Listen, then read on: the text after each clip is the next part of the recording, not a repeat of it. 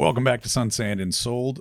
We are being joined by Joe Knapp via Zoom in what I understand is York Harbor, Maine. Joe, under ordinary circumstances, I'd be complimenting you on the digital background, but it sounds like today it's real. This is a real background. I'm live from York Harbor, Maine. Yes, sir. Well, welcome. It looks like an absolutely beautiful day in York Harbor, Maine. Please have a lobster sandwich for us. I'm envious. Isn't it called a lobster roll? You ought to know that. You're from Boston. I was trying to translate for our audience.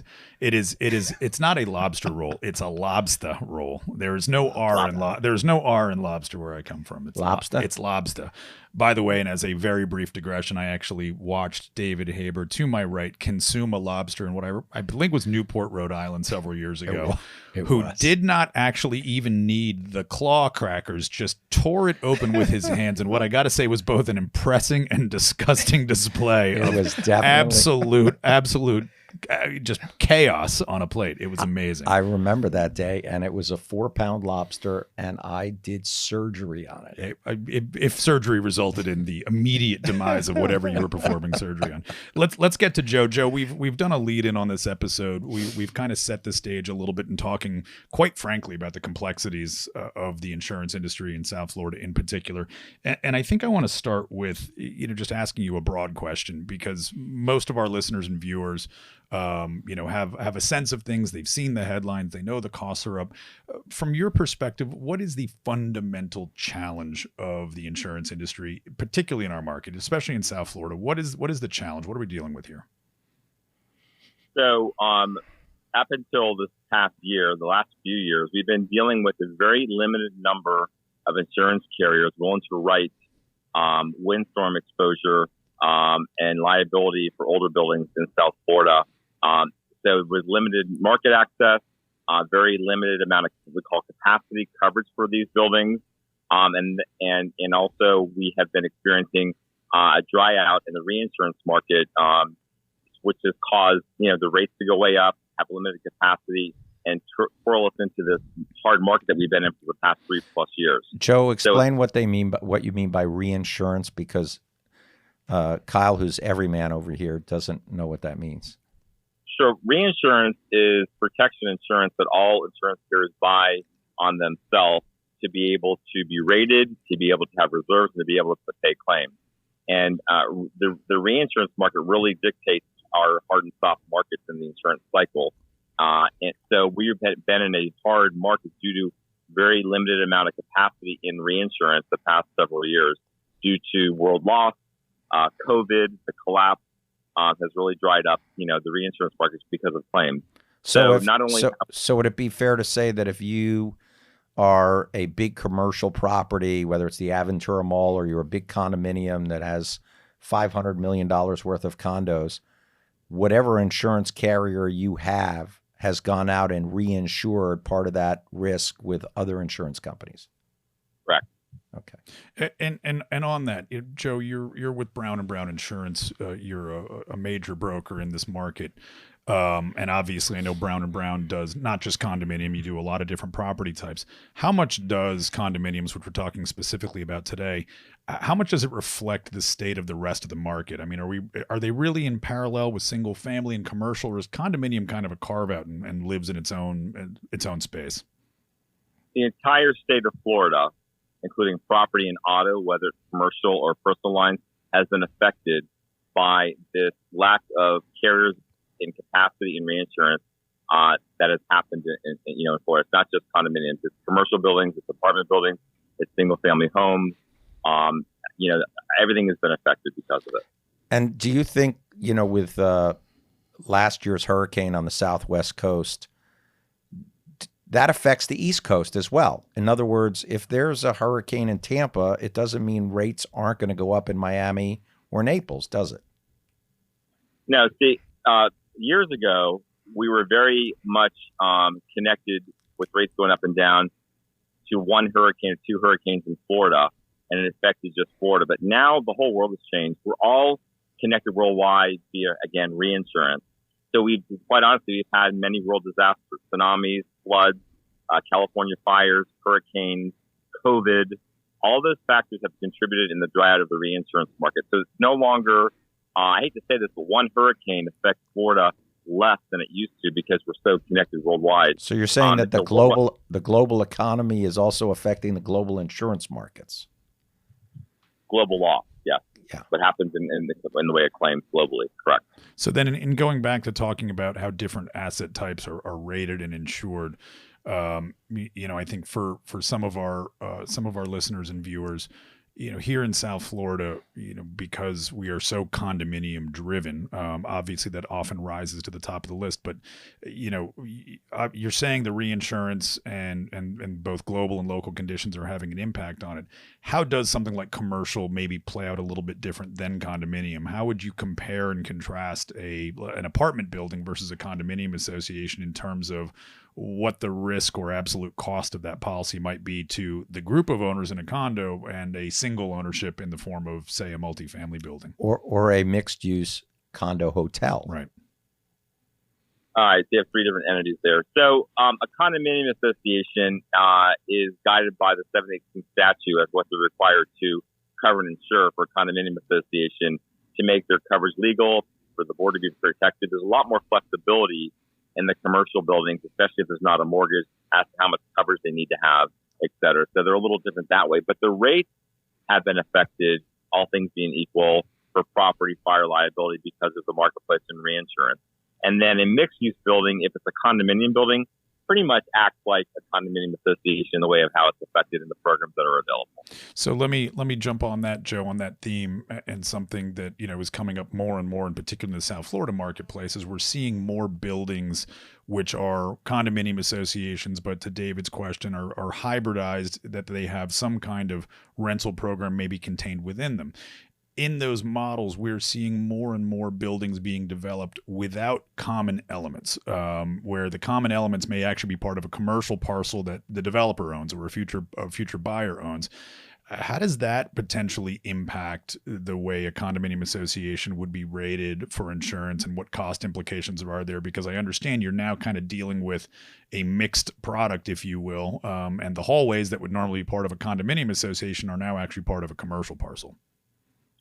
Well, there are appraisals done that delineate, those different areas of the building, but typically those buildings are insured as one, and then the various tenants, commercial tenants within the building, have their own insurance for the contents. Just like a condominium association, say it was 100% condo, while the association has all the lines of coverage they're supposed to have as a condominium association, the unit owner still has to go out and should be buying what we call an HO6 policy, which is a unit owner's policy for condominium. The same thing would apply for a mixed-use building, where the commercial tenants would have to have certain coverages for their content. As far as the property rates go, it's pretty much, again, a rate per 100, according to modeling and availability in the marketplace. But the liability rates may differ a little bit when you have a mixed-use building versus a pure condominium building. But it's not a big number when you look at the overall scheme of all the premiums these projects are paying. What I've seen is that when you have a mixed use building, the shared components, which used to be called common elements, and they have them under the Declaration of Restrictive Covenants as shared components, they have the same insurance company, and they have basically everybody's insured by the same company, and that way there's not a lot of fight, because you don't have different companies saying, well, I don't cover this, I only cover the shared components. Right. I don't cover the common elements. Right. I have a question. Yeah, for you. that's true. That's true. If it's a condominium and they have shared facilities, it's the same carrier. But if it's a commercial building, it's a little bit different. Right. I have a question for you, Joe, and this has to do with flood versus windstorm. And I'm talking perennial question, and I'm talking about it not necessarily from a condo perspective, but from let's just call it the single family homeowner. The federal flood insurance program has a maximum limit. Can you tell us about what that maximum limit is, and can you get supplemental coverage if you're a single family homeowner and you want extra flood insurance? Sure. So that's a very good question. So the NFIP, National Flood Insurance Program, FEMA, caps out at $250,000 per unit times the number of units in the building. So if you have a 100-unit building, the most you can buy through FEMA is $25 million. But if you have an appraisal that $35 million for flood, you can buy excess flood of $10 million above that $25 million. What about for a home? For a single family, Joe? Same thing. I believe the cap for single family is $500,000. And don't quote me, that's not my expertise, the homeowners market. And if your home is worth $1 million, again, you can buy excess flood for the homeowners as well. Okay. I have another question, and that has to do with deductibles in condominiums and commercial properties in particular. You have things like a per storm deductible versus a yearly deductible, a dollar deductible versus a percentage of loss deductible. Are those the kinds of things that you talk about with either the commercial owner or the property manager for the owner, or in the case of a condominium with the board and the management company? And do you typically give recommendations, or do you just say, here are your options, this is what the options are, this is why you would do one versus the other? How do you explain this stuff? Because as everyman, Kyle said just a moment ago, let's say I'm a board member, I walk into a meeting and I have a week to get insurance before the old insurance policy is up. And how do I go about making these decisions very quickly? What do you as the agent, how do you help them make that decision? Okay. First of all, you bring up the different forms of deductibles for hurricanes, named-storm, et cetera. Years ago, when we had multiple storm years, they came out with a form called the calendar year form, meaning that say you have a 5% calendar year hurricane deductible, meaning that no matter how many storms we have during the calendar year hurricane season, once you hit the 5%, it goes to a lower deductible. And we're before that multiple storm year, which is like 2005, I'm talking about 2006. There was always like a straight 5% each and every hurricane. So if you can get it, and it's hard to get today, the market's starting to change a little for the better, you're always better off going with the calendar year form, because once you hit that deductible percentage, then that's pretty much it for the season. There's also two different forms in the industry, a hurricane form. So, for example, you have a 5% hurricane deductible. The 5% only plays if it's an actual named hurricane versus a named storm, which we get every year. If it never becomes a hurricane, that can fall under the regular wind deductible, which could be $10,000, $25,000, or $100,000, much lower. So, so if you can ever get a calendar year form and a hurricane form, those are the two best forms to have together. I very rarely do I see a flat $1 million deductible. Normally they're a percentage, but you can get it. It's a matter of cost. You can ask the underwriters, but they normally start at 3% and go up to 10. When the marketplace is really soft and things were going really good several years ago, we got 2% and 1%. The most common deductible today is 5%.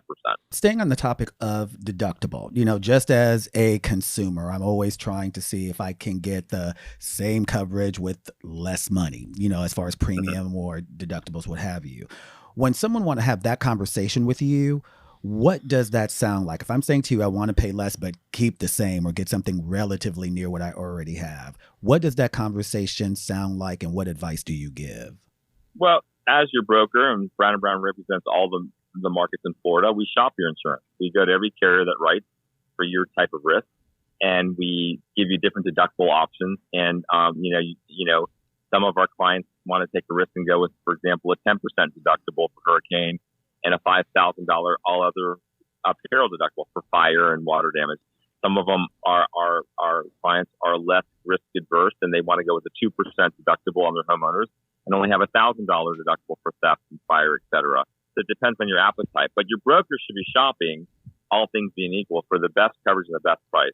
With a good insurance company. And that often, Joe, when I've seen insurance proposals presented by Brown & Brown and others, is usually captured under a marketing effort section to basically say, here's what we did to take your policies to the market, so that there's a little proof in the pudding. It's not like saying, hey, just trust me, I did it. No, we provide it. Usually 2 or 3 pages showing per line of coverage, the markets we went to, who declined, who quoted, various deductible options, and our proposal shows different options as well. And wouldn't it be fair to say that certain carriers are willing to take on certain risks that others are not? and that's priced into their premium as well as how they're rated as insurance carriers. That's correct. And it also goes by exposure. Like you may have a carrier that's very hungry, for example, to fill out X number of dollars in capacity in Aventura. They don't have that much in Aventura, where they're oversaturated in Sunny Isles or in South Beach or in Brickell. And you may get a better rate out of them because they're hungry. They want to spread their risk, right? And they're hungry for writing in that area. So you could you could actually have an insurance carrier that says, I'm full up in Aventura, but I'm willing to insure in Pinecrest, but no more in Aventura. That's really interesting. We get a monthly update on where they're open for business. Absolutely. Yep. So Joe, I think one of the things that, I've certainly heard a lot over the last several years, and it's come into question in particular over the last few, is the idea of a layered insurance policy. I mean, most of us are familiar with the idea that you're going to go get a carrier to cover, to pick up one policy or another. I know in years past, there had been some financial advantage to actually looking at risk in layers and actually getting multiple policies that are performing the same type of loss coverage, let's say windstorm, but you've actually got multiple carriers involved, layering the policy sort of in, the first million, the next million, et cetera, et cetera. Maybe if you can give, just a few seconds on what that actually is so that I'm not misstating the purpose of those policies and where that is right now, because, obviously there's been so much change over the last few years. I think it's something our listeners and viewers would love to understand a little better. Sure. So first of all, I want to say that Brown & Brown initiates programs that all a handful of good brokers use in Florida that are appointed besides Brown & Brown. You may be familiar with the QBE product or the Arrowhead product or the Sigma product, which is Zurich. They're one carrier that writes the whole entire building. And then what behind the scenes, what you don't know is all the reinsurance that reinsure it to make the program in place. The layered property program is a group of A-rated quality carriers that each participate in the risk according to their layer size, okay? But you in the event of a claim, you'd have one claims adjuster, et cetera. And it's very, very common today. It's typical in a hard market where it's hard to find coverage, but it's become a very popular program because of capacity, even in the soft market, because you can actually sort of like hand write some of the coverages and get some flexibility on what it's not an admitted program, so you're not connected to all the rules of Florida guarantee fund and the things that are required to be admitted. So it's a very common structure. It's probably one of the largest types of insurance in today's high-rise marketplace because, quite honestly, QB, Arrowhead, and the other regular, A-rated care programs only so much capacity, and I think it's here to stay for quite a while. Let me ask another question now about. This is specific to condominiums.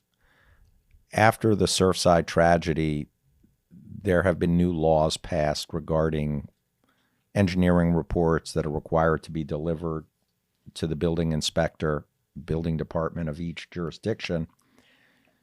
Let's say you have a 40 or 50-year-old building that's been neglected for a period of time, and now you're about to special assess for, let's just use a number, $20 million to fix the roof, the balconies, the parking deck, expansion joints, and the like. And you go to get insurance, and you're on the board, and the insurance carrier says, until you fix the roof, we're not going to insure you.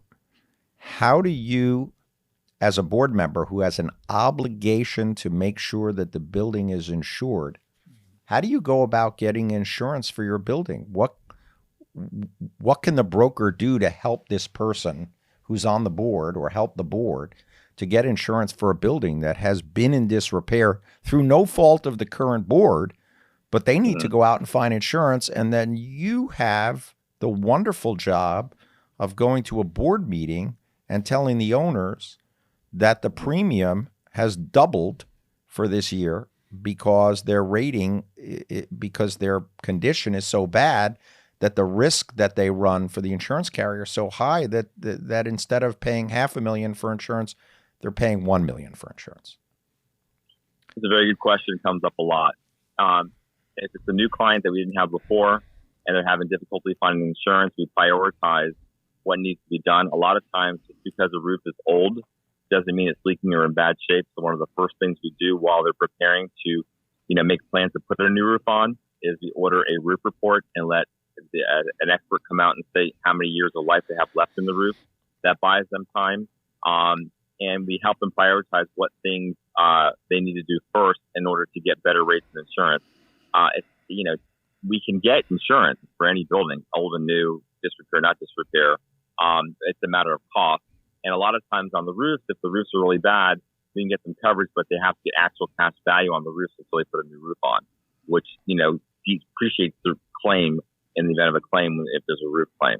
Right. But we guide our clients to prioritize the things that are really important to get done first so they can secure insurance or better insurance. Would it be fair to say that when you go into a building, not necessarily a new building, but a new client's building, you will try to help them to say, we can probably save you money on your insurance if you fix your roof, or if you put on a new roof, or if you switch from non-hurricane windows to hurricane windows, we might be able to get you reduction in your windstorm. And I've seen you do this where you show them that over the course of 5 to 10 years, they in essence pay for the windows by virtue of the reduction in the insurance premiums. It's a great point. So depending on the carrier, you get up to a 45% discount on the windstorm portion of the premium. And the buildings that don't have opening protection, which could be either impact glass or shutters to code, we kind of give them an indication of what that would bring the insurance down to if they had those things. It's one of the first things we do. Yeah, and that's a wonderful thing because instead of people blindly continuing to pay insurance premiums, Joe can walk them into a situation where he says, go out and take a loan for the next 5 years, pay to put on the shutters or pay to get impact windows. And before you know it, instead of just paying the premium, you've paid for the new upgraded windows. Right. Joe, let me build on David's question because I think it's touching a very important piece for our audience. Following the legislation, Senate Bill 4D and 154 that were tied explicitly to the Surfside tragedy, obviously there is now a mandate not only for reserving in a different way, but also repairing what is no longer in safe or good working condition. How much of that are you seeing play a role in renewals? That it seems to me, and based on what I'm looking around the industry and the contacts I have, is that it seems like 1 out of every 3 condominium associations is in some form of major repair. So are you seeing it have an impact, and are you going in with the idea that they may be considering it, and so you're sort of screening clients at least in terms of what their needs are going to be based on not if but when those repairs are going to happen, particularly for buildings of some age? Yes, we have a whole process for our current clients called a pre-renewal process. 6 months in advance, we touch base, go see the property, see what phase they are during construction. There's some carriers that will not write you when you're during construction. There are other carriers that want to see, for example, if you don't have a new roof, but you're putting a new roof on, depending on the month you renew, and there's proof that you have a signed contract, you have a check deposit for the roof, materials on the property, we found we can get some things approved that way. It just depends on what stage they're at, the age of the building, and what's going on with the particular project. So let me just extend that question then. When there's now these issues of compliance and saying, well, now you have to fully fund reserves, you have to have a structural integrity reserve study. In cases of buildings that are over 25 years old here in Miami-Dade, you have to have a milestone inspection done. Are you also verifying any of that, and does that have any impact on the ability to renew or place coverage? Yeah, I mean, the carriers want to know for the older buildings if they're complying with what is being required by the state of Florida. Absolutely. It depends, again, on the geographics of the building, the age of the building, the condition of the roof. You may have an older building that has all impact glass they put in 3 years ago. They have a brand new roof. They probably can slide by a little bit easier than a building that's the same age that has the original glass, hasn't changed the roof in 17 years. It's individual characteristics that go into underwriting these buildings. But as far as the compliance itself is concerned, does an association risk insurance in any way, shape, or form, or risk cost increases if they are not compliant with having performed a structural integrity reserve study or performed a milestone inspection according to the date due? Absolutely. I have a question regarding, let's say you're a commercial property owner, 2-story, or 1-story strip center and the like. I've always told my clients to photograph and document with evidence what the condition of the roof is like, because I've seen situations where they've had either a tropical storm or a hurricane, where they've had the roof, in essence, lift up and lose its integrity.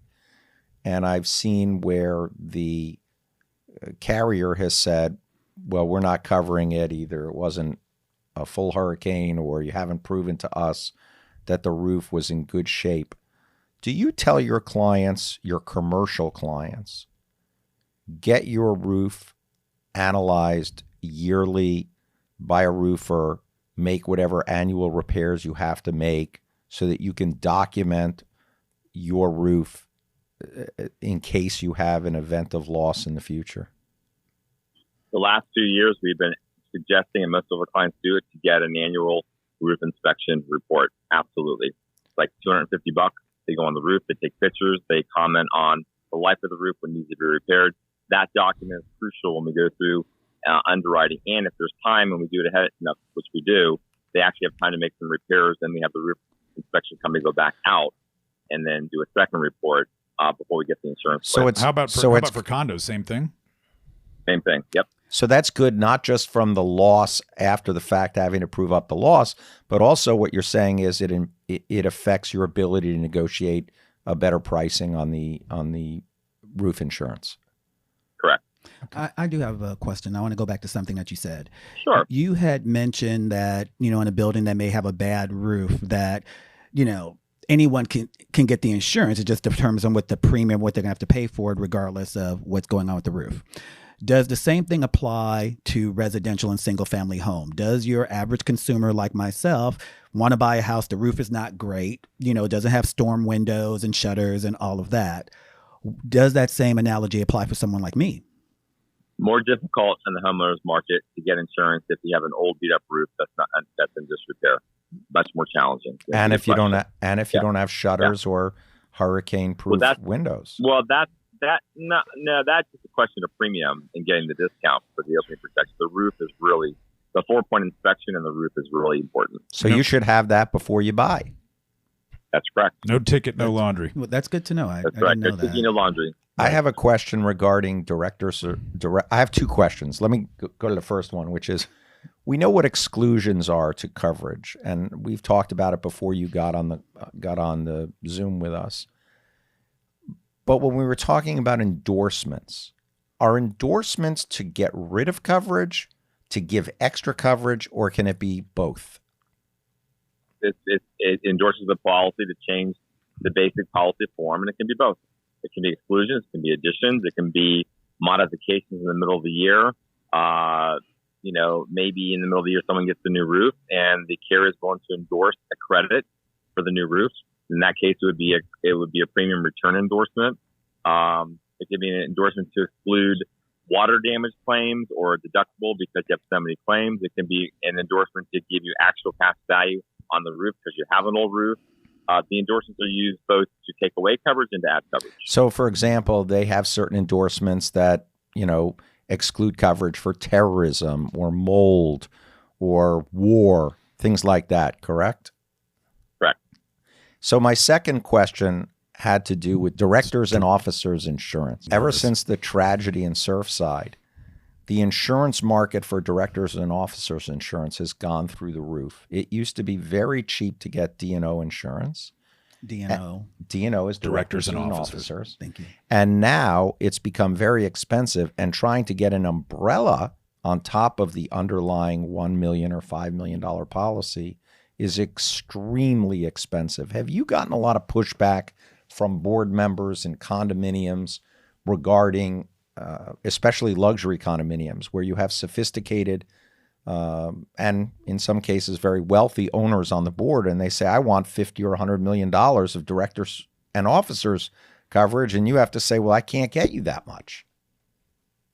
That is a problem that has been in the marketplace for going on 3 years. It's getting a little better. But when we have an association that's in that situation, where the umbrellas are a bigger problem really on the older buildings than the directors and officers, usually as long as their claims history is not terrible, we can get the directors and officers policy jumped up to $5 or $10 million where it was $1 million, and maybe they had a $25 million umbrella. So minimally, we can raise the basic policy to a higher limit. But yeah, that's been a problem area that I like to say is starting to get a little better. It's calming down a little bit where it wasn't a problem in the past. And it's more so for the older buildings that are going through, all the repairs they're doing and all of the, all of the inspections that they're needed to fulfill. So Kyle asked Josh and I a question earlier, which is, when does the property manager get involved? When does the lawyer get involved with respect to the insurance? So can you talk about your interactions with the property management company as well as with the law firm for the association or with a commercial owner in terms of trying to figure out what coverages to get, how much to get, how to deal with certain exclusions? If it's a commercial policy, for example, lost income and how you deal with it, for what period of time, things like that, as well as for a condominium, whether it's plate glass coverage. And Kyle, so that you know what that means, it's like for the balcony glass as well as the glass of the windows. Your insurance broker agent should be able to explain and recommend and give all options to a condominium building. And most of our clients, we deal directly with the board, with the management company there. We believe that it's really important to have a direct contact with the boards themselves, even though they've hired management companies to take care of certain things. We like their involvement, and we like to make sure that they understand it, and it doesn't come from a third party. And we, as your broker, make recommendations and give deductible options and coverage, et cetera. So we like to have a direct dialogue with the board. It shouldn't really involve an attorney. Unless there's like a dispute with a claim that was maybe denied or something like that. But as far as like buying coverage, and that's what our job is, to explain it well and to meet with our client directly and to go over everything. So when they're going to give an application to you, it's important for the property management company and the board to fully disclose all claims that are known and all potential claims. And I've seen situations where you're the broker. You don't necessarily know of something where someone wrote a threatening letter if they haven't notified you of the claim. So how do you explain to the property manager and the board, you need to fill out this policy application and list everything? So the applications are pretty straightforward, the questions, and we go through that with our clients and fill them out together. We don't just send it to them and leave them on their own. Because a lot of times, that's where the manager comes in, should know some things, but maybe the board members don't. So we go through them, help them to understand what the questions are, and we do it together. Joe, let's back up a little bit to the broader market here in Florida now. I think we'd be remiss to have this conversation with you and not talk about the role that Citizens Insurance plays in Florida and where it stands now. Citizens is obviously the state fund insurer of last resort, and I think by design was there to be a safety net for those that were either relatively uninsurable or uninsurable, based on certain cost conditions of other commercially available policies.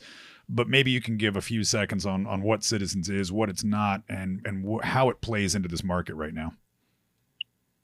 You said it perfectly, Josh. Citizens is meant to be the market of last resort.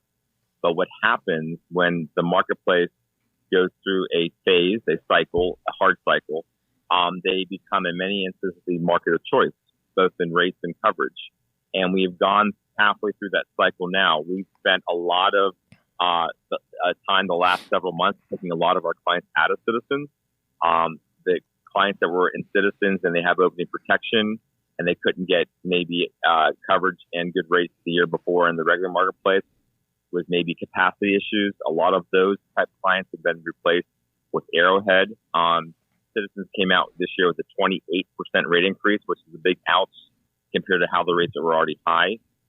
So it's a cycle, and they come in and out of the cycle. The last cycle was, again, 2007, 6, 7, 8. It lasted about 3 years, and then they were gone again.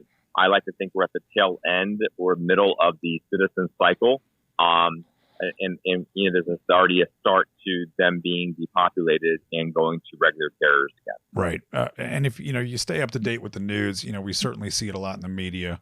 that there is, this thought that Citizens is fundamentally insolvent, that while obviously there is money in that pool, that should there be, a catastrophic event, especially in a dense urban area, that Citizens might not have the money to actually support those claims. I mean, and again, this is a broad perspective, but we certainly hear this conversation a lot. I mean, just a high level from you guys. I mean, do you harbor the same concern? You may remember, yes, but you may remember the last time we went to this cycle, and I think you guys were around, some of you, where everyone got like a little tax on their homeowners and a little tax, little bill on their commercial, whether you're with Citizens or not.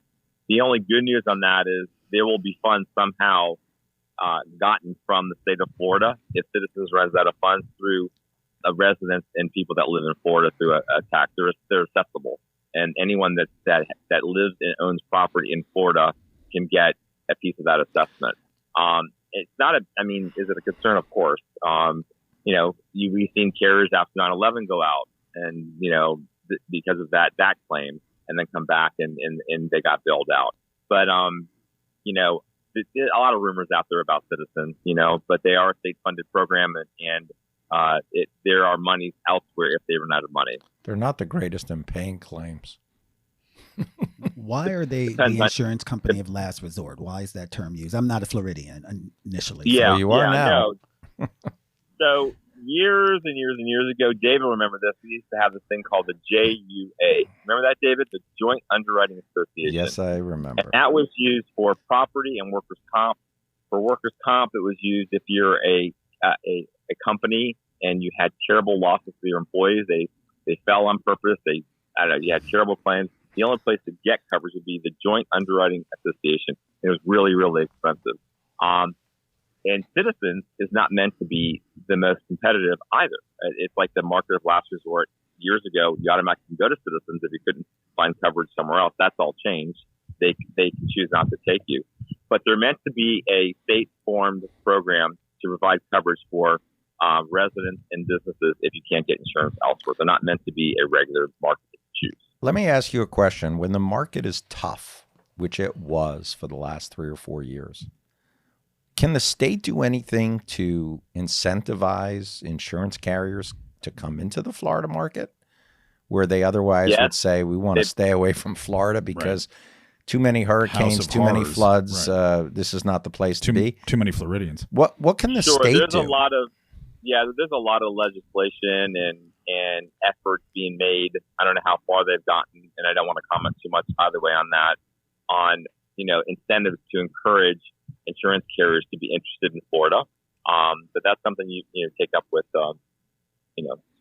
your local legislator. And I have one last question on the issue of Florida. We have a huge coastline, runs all the way down and around. They call that a peninsula. Oh, right. Yeah. Right. Okay. It's not an island. It's because of the shirt. It's okay. But there are islands. It's called the Keys. All about the shirt. So, yeah, it's always about the shirt. So my question to you is, do you see a point in time with the big coastline all the way up through the Carolinas? We've had hurricanes in New York City. And we have the wildfires in California, and you have the mudslides and stuff like that. Do you at any point see the government, whether it's state or federal, saying to people, if you want to live on the beach, you're taking the risk on your own, and we're not going to sit here and be a backstop to insurance carriers, and we're not going to provide you with the kind of flood insurance that you want if you're going to live right on the ocean, like where you are right now, or if you're going to live right on the bay. Are they going to get to a point with global warming and all of the issues of the environment and all of the storms that are occurring? Do you think we're going to get to a point where the government's going to say, you, the owner, are going to bear the risk if this is where you want to build? No, my first answer is I have no idea. However, if you look at the most populated areas in Florida, they're right near the coast. They're the voters, they're the ones that pay the taxes, all that kind of stuff. So I don't see that happening. I mean, that's just an opinion, but I mean, it's a concern. Yeah. For sure. Well, I like the idea of he who has the gold makes the rules. So if you're the people with the money and you're the people voting and you have the population, you're going to make sure that they have insurance. That's a really good point. It's the tax base, right? I mean, in essence, to say you're paying the bulk of the tax bill, and therefore you're afforded certain assurances. Joe, I want to talk a little bit as we start to move to a close, more about your role, more about Brown & Brown's role, and more specifically about, again, the end user experience in dealing with insurance brokers. I think one of the first questions I often get from boards of directors or residents is, how do we begin to differentiate between one broker or another? Aren't they all fishing? You stole my question. Aren't they all fishing in the same pond? I've seen the same carriers, et cetera, et cetera. There's certain policies they won't even negotiate premium on or commissions or whatever have you. So how does the average Joe look at whether your organization or another and compare and contrast effectively? Okay, great question. I'm going to love to answer this, right? Yeah, but he only had one great Stole question. my question. You told me I had three, so I'm still winning. All right. And he stole my question. He's hypnotized. He's hypnotized by the shirt. Let's just all own what's what. Down. So, there is a difference between brokers. Okay, you should go with especially in the marketplace. What we're going through with condominium associations, you definitely should go with a broker that has all the markets. Okay, and that has volume of business with the carriers and leverage. We're one of two brokers that have all the markets. I'm not going to tell you the other broker is, but I will tell you that what sets us apart from that other broker is we actually develop programs that other broker and other brokers use. That's number one. You should have a broker that has all the markets. Number two is you got to pick the right broker. That's like going to Morgan Stanley for your investments or a law firm. You want to go with a broker that has been in the industry, knows the stuff, is proactive, gives good service, has a good team. If there's a claim, they know how to pay it. So it's not just like, Geico or, Progressive that you put in the information and spit out a number. So much goes into narrative, underwriting, technique, leverage, and putting these programs together. And I am going to give myself a little plug. Our team, and it's not just because of rate increase, has tripled in the past 3 years in number of clients. Because we have become more than ever trusted. We're there with other brokers or smaller brokers that couldn't get coverage. They waited the last minute, or they couldn't get that roof coverage. So the broker makes a difference, and the brokerage makes a difference. So I wanted to expound upon that, because I think the same thing is true in law firms. Sure. And that is having a team. You can't be available 24 hours a day, 7 days a week to every single person. But if you have a good team and your team members are experienced and competent, then you will have someone who has the ability to answer questions at any time. And I also want to reinforce and applaud Joe for having a good team, as well as having such a big market share at Brown & Brown that they can go to a carrier and say, look, you need to take care of this because we do a lot of business with you. This is a valid claim. Stop the monkey business and pay the claim. And that's something that it's hard to put a price on. That kind of leverage. It's big leverage, and I applaud them for that. And I could tell you that it's an important thing to have that kind of leverage on someone, meaning the insurance carrier. So when you write billions of dollars of insurance business and you collect hundreds of millions of dollars of premiums that go to the carrier, you have the ability to go to the carrier and say, you're doing wrong by these people. And if you want me to be selling your product, you better pay out when there's a valid claim. Right. And Joe does a good job of that. I've watched him do it with the carriers. Educate me on something just as a general consumer.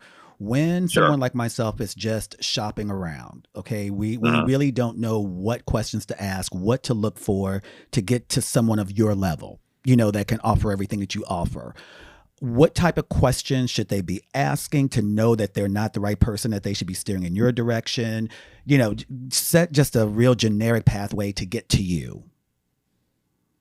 Brown & Brown has a personal lines division. We have two of them. Private Client Group and Select.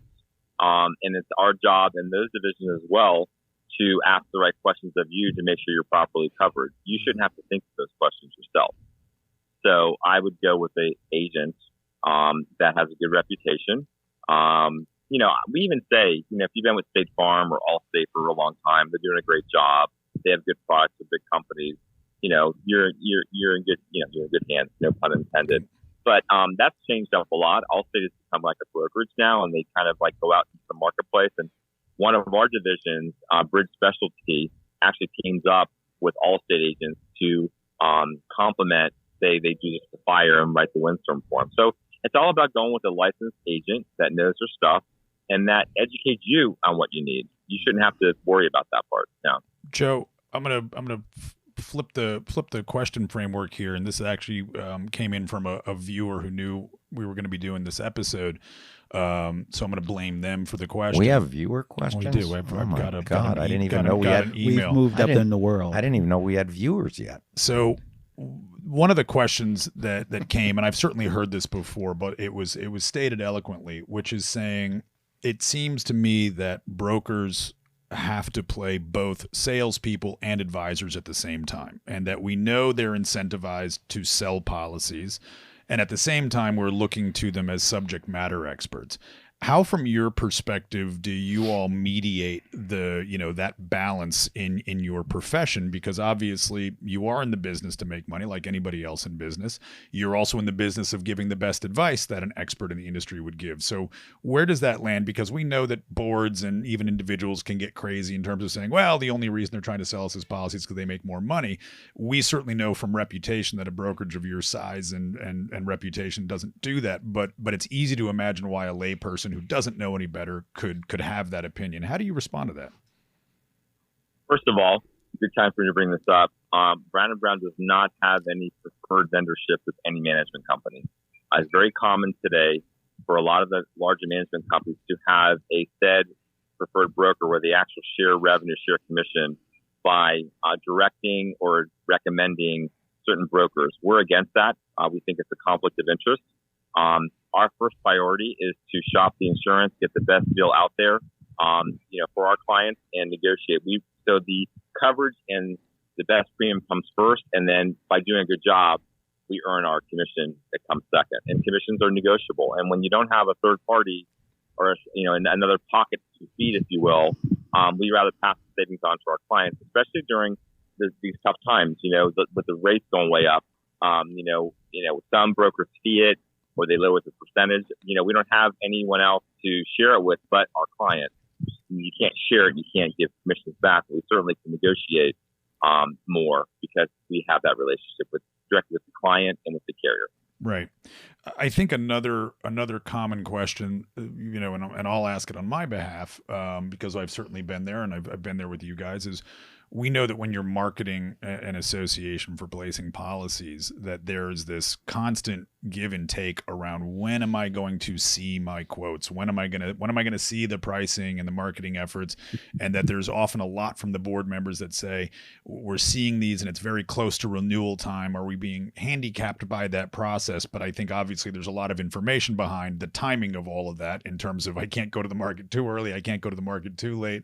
What's the expert opinion on that in terms of what a condominium board or an individual should expect as far as the timing of a renewal and when they're starting to see the pricing for the following year? Well, I don't think that's limited to condos. I think commercial owners and condos want to know right. Joe, is it 15 days before, 30 days before, 45 days before? So this is an area I'm of the school that we can always learn and grow and change for the better no matter how much experience we have. This is an area that I'm proud of that we've changed over the past 5 years or so. And it comes along with having that leverage and volume of business with carriers. We have a sit down with our clients pre-renewal time, several months ahead of time. And then we have what we call round one, and we give an idea of how things are coming in the 30-day mark. And then we do our best negotiations in the last 2 weeks. We have won more new clients and retained more business by not the shock and awe that is done. And it's a style, and it doesn't work. And we don't believe in putting our clients against the wall and being surprised with things. They have a budget season that starts now and goes through September, October. And while we try to budget properly and help them with that, you can't tell what's going to happen next year at the marketplace. So we want to go out with the good news, bad news, and indifferent news ahead of time. Let them know how we're going to deal with it, kind of give them some options.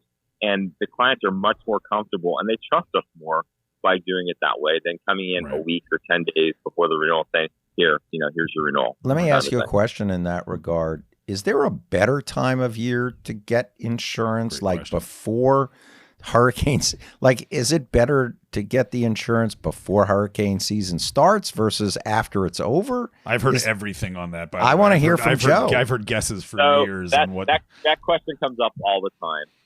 When we have a difficult reinsurance/hurricane year, it affects the following year.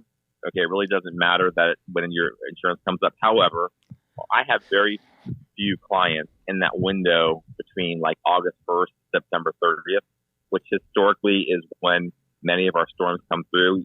We really don't want to be negotiating and binding coverage when we have a Cat 5 out there and coverage is suspended. But we have clients that are in August and September as well. So if you can stay away from, maybe August, September, that's a good idea. But it doesn't really matter when you come up because whatever happens in a year, all the reinsurance meetings are in January, which determines the following year's rate. So they set the rates in January for the following year. So whatever happens during that year isn't going to affect anything until the next year. Is that what you're saying? Correct. All right. So I have a question in regard to suspending coverage because I know Kyle doesn't necessarily understand what that means. But let's say you're buying a single family home or you're buying a commercial piece of property and it's August 25th and there's a Cat 3 storm and it's coming through Santo Domingo and it's headed to the United States. What does it mean by suspending coverages? It means you're going to have a hard time getting coverage for your closing unless you're paying cash.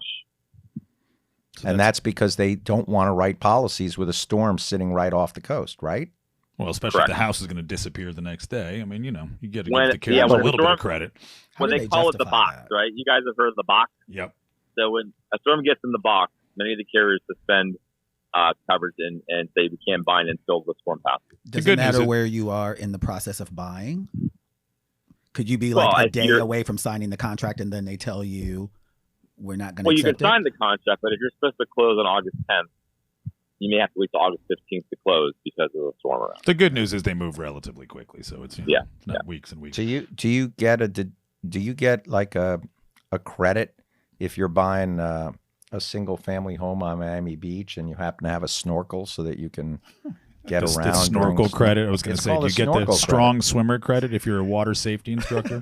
Joe, I got one last question on a little bit on architecture before we wrap up with you, and it's one that also comes up a lot. And again, trying to represent our viewership and listenership as well as we can, and it's about agent of record. I've had I can't tell you how many conversations over the years about saying, why can't we get 3 brokers to take us out to bid? Why do I only have to have 1 broker? And we refer back to this concept of AOR, or agent of record, and maybe you can explain a little bit about what that is, what purpose it serves, and how to sort of alleviate some of the frustrations around that, because obviously there's a whole process in terms of saying, if I want another broker taking me out to market, I got to go through a process to even make that happen. I have seen a notable change in the last 10 years, finally, after explaining this over and over again, of the concept of you pick a broker you trust to go out into the entire marketplace, independent carriers against each other. You gain integrity in the market. You can mess up your renewal. Like you pick your financial consultant or your attorney. You pick a broker that has all the markets that you trust. And we've gotten more accounts and new business by going in, and we really don't quote anymore. When we get our new accounts, we do a broker presentation, share our capabilities, and we ask them to hire us to do our job. When you have even 2 brokers in the marketplace, there's not enough market to go around for 2 brokers. So you literally have to, if you're happy with your broker, stay with them. If you're not, you give what you call an agent of record letter, and that other broker is free to go out and shop the insurance. The reason for that is, and it's a state of Florida thing, it's not a Brown & Brown or other brokers thing. Once a broker is working with a carrier, they will not work with another broker. So the same broker, for example, can't go to Hartford, 2 brokers and get a quote. They'll only work with one at a time. But if you want to gain integrity, stability in the marketplace, you want to stick to a broker that you trust, rely on them to shop the insurance for you and show you, like you're talking about, Josh, the marketing effort, and go from there. Broker records can hurt, especially the older buildings, especially if you time them like right near the renewal. Immediately a flag's going to go up. If you have a broker record letter hit 2 weeks before a renewal. Now, we've gotten new accounts that way because the other broker couldn't perform. they couldn't deliver a proposal, they couldn't get in full limits. We took it over and we got it done. But if you're with a good broker, they're doing a good job, and you're like, well, you know what, we want to see what else is out there. A, you can jeopardize the quotes that are already out there, and B, it could really hurt your integrity in the marketplace. Isn't it also true, Joe, that like if 2 or 3 different people are quoting for the same building, and you're the underwriter, and one is giving you one set of facts, and a different broker is trying to give you a different set of facts, and you're the underwriter, you're going to say, I'm not getting the same information from these people. I'm not even gonna underwrite this. Goodbye. And goodbye. I can't even get a straight story. What I mean by integrity. So if you have a good broker and they are submitting proper, real, correct information, and then you get boo broker B go out and say, "Oh, we have impact glass and we have a new roof," when they don't, and you just lost integrity with that carrier. And then they won't even write. Yeah. Right, but then you lose Correct. it altogether. Joe, we got 2 rapid fire questions. These are quickies, but would love your expert insight on them. Number 1, I'm ready. What's the price per pound for Maine lobster today? We are going to have a request emailed to you right after the show. But the real question. No, I'll answer that. Lobster meat, not the lobster itself, is about $49 a pound. A 1.25 pound lobster average cost right now, it's less than chicken up here, is about $5. That's great. $5 for a pound and a quarter. If you had David's cracking skills with his bare hands, I mean, that's a no-brainer. And it won't even show up on his shirt. You won't even see it. Right. That is true. That's why you wear the shirts. Nor will the butter sauce. They're lunch proof. Joe, here's your questions. Number 1, we're in the middle of hurricane season 2024. What do you see for the rest of this season?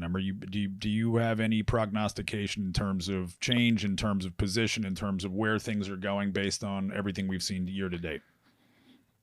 Are you asking me to forecast if we're going to have hurricanes or the rates? The rates and the market in general. I think at this time of year, it's always everyone's waiting with bated breath to hope that hurricanes don't hit. But outside of that, what are you looking at? I know you have a lot of renewals that come up late in the year. What do you think in terms of any change from here? If the trend continues where it's going, and I hope a lot of listeners that we don't sure yet hear this, the marketplace should continue to improve as long as we don't get like 5 major hurricanes or a world disaster. And we should see more capacity opening up, a relief in rates, and some better news for our consumers. Amen. Hallelujah. Absolutely. Last question for you, Joe.